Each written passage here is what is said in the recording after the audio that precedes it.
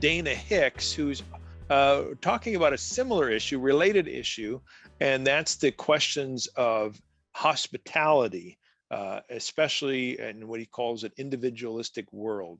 What do you have in mind here, Dana? Yeah, Tom, it's funny, as Laurie's talking, I'm thinking, Laurie's a real scholar. And I just was interested in the application piece of it coming from a pastoral perspective. But man, Laurie, thank you for all the great work you did on this. This is just great material, great stuff. I think the gist of where I was going with this, as I wrote it, I was thinking about, like a good pastor, I was thinking about my audience and thinking about the folks. I was hoping the folks that would pick this up would be the kind of folks that are unconvinced and would have legitimate questions about LGBTQ issues. And so I kind of touched on a lot of things that Laurie touched on, just in a much more surface level. But the gist of what I kind of was going for is that homosexuality is a very minor thread in the scriptures, very, very minor.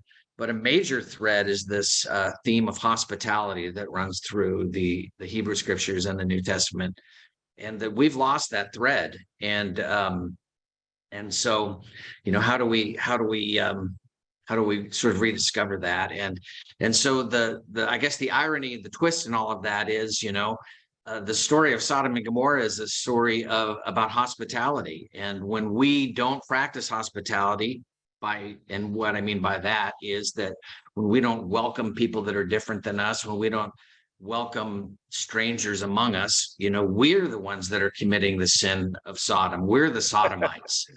Yeah. And so, as I was watching on social media, people going into Target stores and accosting Target employees over these LGBTQ things, I kept thinking to myself, man, I want to call them Sodomites so bad. These people who are just being so mean, If I could wave a magic wand, I think this would be my wish, that we could flip the verbiage of this, that we call all these people who are oppressing, our LGBT brothers and sisters Sodomites. I think that would be really great, But I love it. But I can't. So yeah, and again, I kind of come to it being a Nazarene pastor for 25 years. I came to this essay as in a much more pastoral sort of way than in a scholarship way. And for me, I kind of have this thought experiment that I run with myself. I think if I was a member of a Baptist church in Mississippi in the 1960s,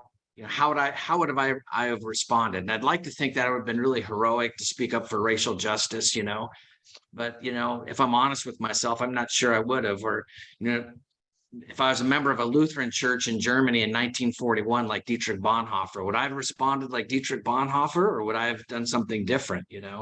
Yeah. Or, the list goes on. If I was a member of a country club that wouldn't admit African Americans, would I stand up and say something, or would I just kind of pretend like that didn't happen, And I think this is our moment. This is our moment in history in terms of oppression. And when it was funny, as I was rereading my essay today, and I hadn't really read it since it got published, but reread it today, a couple of thoughts occurred to me. As Lot's in this situation in Sodom, and he tries a couple different things being in this situation with the Sodomites as they come around. And the first thing he tries is to sort of stay and try to change it from the inside. He's going to be an insider, and he tries to reason with the Sodomites, to say, hey, what if we do this? You don't want to do this to these folks, these strangers. And then he does this really odd thing that, obviously our modern sensibilities, hopefully anybody's sensibilities would be really rocked by. He offers his daughters up to them instead. And I was thinking, as I read today, we had a discussion last night about child sacrifice. And I thought, man, here it is again. Here's that theme showing up again of child sacrifice. Mm-hmm. And so today, as I was thinking about it, I thought, it could be very well that if you're living in Sodom, you may be inadvertently sacrificing your children to keep the peace. And I think that's one of the dangers us who are living in Sodom, have to deal with. And I've experienced that firsthand. If your paycheck depends on it, I think it's really hard to be prophetic. It's hard to stand up. And Jonathan Foster, my good friend Jonathan, is a great example of that. When your job is on the line, when you have a DS that can yank your credentials at any time, it's hard to speak the truth. It really is. And Yep. last night, Kara and Bethany, who spoke last night, they were part of my congregation when I was in Nampa, and we did our best. And I did work so hard to try to walk that fine line between the district and not getting fired, and trying to be as inclusive as possible, but we missed it. I mean, we just couldn't, and it's just hard. It's hard to be in Sodom.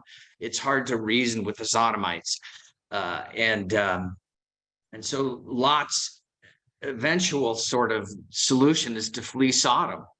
And for a lot of people, I think the best we can do is to distance ourselves as much as possible from it, and it's hard sometimes to justify your friends and family why you're associated with a group that ignores psychology and science and the lived experience of so many people. And for a lot of people, a lot of us, our commitment to love and truth and goodness and beauty leads us away from the church, leads us away from Sodom. And so, that's a question we have to wrestle with. And I don't think there's easy answers to that. None of this is easy. And so those are my thoughts today anyway on Sodom and kind of where we find ourselves in the middle of living in Sodom. And it's not fun. I watch that stuff on social media with the Target backlash, and I just think, what is wrong with these people? I mean, and I want to say to them, if God didn't send his son into the world to condemn the world, I don't think he was going to send you, that I think there's probably he probably sends do something different, but yeah, that's my short sermon there, Tom. That's a great sermon. I was thinking you need to record this and put this somewhere. So that's really, really good stuff. One quick question, actually, it's kind of more of an insight than a question, maybe asking you for your response. I was thinking back to Nazarene Theological Seminary when you and I and Reg Watson wrote that big paper on the Church of the Nazarene and what we then would say homosexuality. Mm-hmm. And, the conclusions you came to about the meaning of Sodom and Gomorrah, at least generally speaking, we came to 30 years ago, right. And we've been thinking about this for a long time. But what has really bugged me, so this is me being very personal here, what's really bugged me in the last month or so since this book has come out is that when people on social media see the title of the book, they respond by saying, that's not what the Bible says, or I take the Bible serious, or no, I read the Bible, or it's like folks who think like we do have never really considered the Bible. At least that's how it seems like. There's this Bible for which you speak. Yeah. Do you get that kind of response, Eddie? Like when you say these things, people say, well, just look at the Bible. Isn't it obvious?